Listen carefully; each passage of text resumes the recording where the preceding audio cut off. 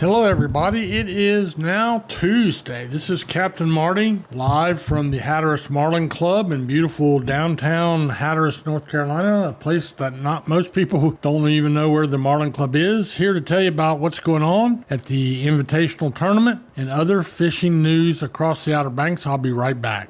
Hi, I'm LB Daniels, and when you want great local seafood, you go to Fresh Catch Seafood in Wanchese. How do I know it's great? My daddy is one of the fishermen that brings it to the docks. At Fresh Catch Seafood, you will get local seafood right from their fish house. They are a family-owned business that knows the name of every fisherman that comes to their docks. Visit their social media pages to see the latest catches. My daddy would love to put his tuna on your dinner plate, so get it now from Fresh Catch Seafood in Wanchese.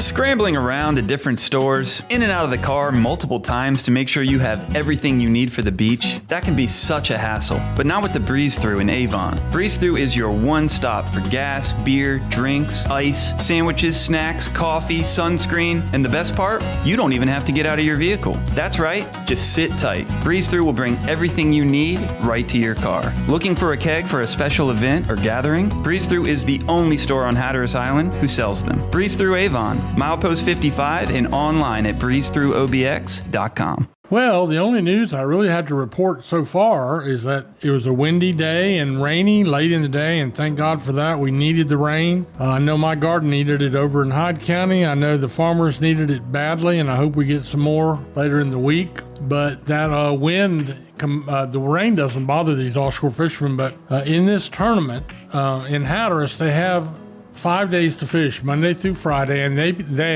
being the anglers, the boats, the captains, they pick 3 of those 5 days to go fishing, and every single one of them, along with the entire charter fleet, meaning the fleet not in the offshore tournament, they all laid to the dock yesterday. So today, a little better, we got a fleet out, and we'll see what happens, and when we have some results to report in tomorrow's tournament fishing report, I'll bring you up to date on that. Otherwise, like I said, I really could not find any offshore fishing even at Oregon Inlet, although someone may have got out, but I couldn't find any reports or anybody that would answer the phone, so it doesn't look like much went on up there either. But it has been a lot of dolphin in the catches, mahi or dolphin, whatever you want to call them, mostly in the Baylor size, smaller sizes, but that's been pretty good. In Hatteras, there's been some blackfin tuna and wahoo. In Oregon Inlet, there's also been a few yellowfins and a few big-eyed tuna, and then both fleets are doing some bottom fishing. That would include fishing for sea bass, tilefish, triggerfish, amberjack, just about anything you can catch on the bottom. I really have not heard much of any cobia fishing of late as far as near shore or closer to shore fishing, but I have heard of some drum around the inlet, so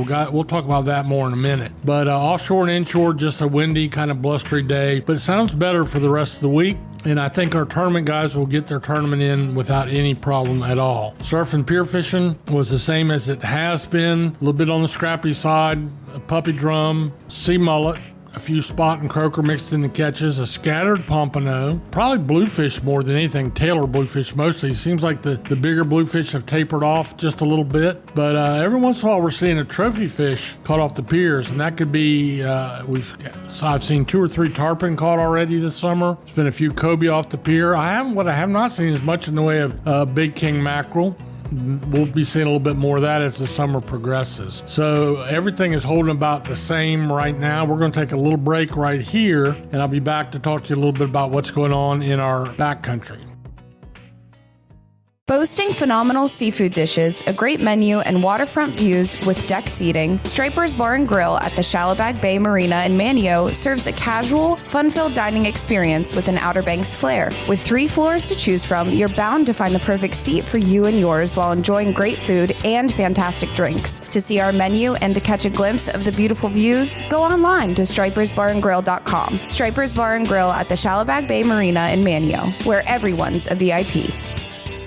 All right, so as far as what's going on in the Pamlico Sound, the speckled trout bite is still on, but it was a good drum bite again. And these are mostly slot-sized drum, but a few yearlings is what I'm seeing. I guess what I'm trying to say, it's a big body of water, the Pamlico Sound, but some of the other sounds are getting having some pretty good fishing too. We don't hear as much about it, but the speckled trout bite and puppy drum bite remains about like it has been. Of course, yesterday with all that wind, it was rough. Although we did get some of our backcountry boats out of Hatteras, and they caught bluefish and red drum. So you got to find the lee somewhere, get behind an island, and you'll do all right with that. And there's also, don't forget, especially as we go through the rest of the week and the weather settles a little bit, we're going to have plenty of opportunity to go with a backcountry boat as a guide. You can charter one, take a friend, go out on a private boat, usually 25 to 27 foot long boat, and go out for half a day and learn the art of speckled trout fishing and puppy drum fishing. Also, I do want to mention, it's not really in the sound, but the Bonner Bridge on the south side of Oregon Inlet, the old Bonner Bridge is now a free pier, and they've been having some really good sheephead fishing. Thanks to Tony Lombardi of walkingangler.com for passing that information on to me. And the sheephead, really, you got to spend some time looking around the sand flats,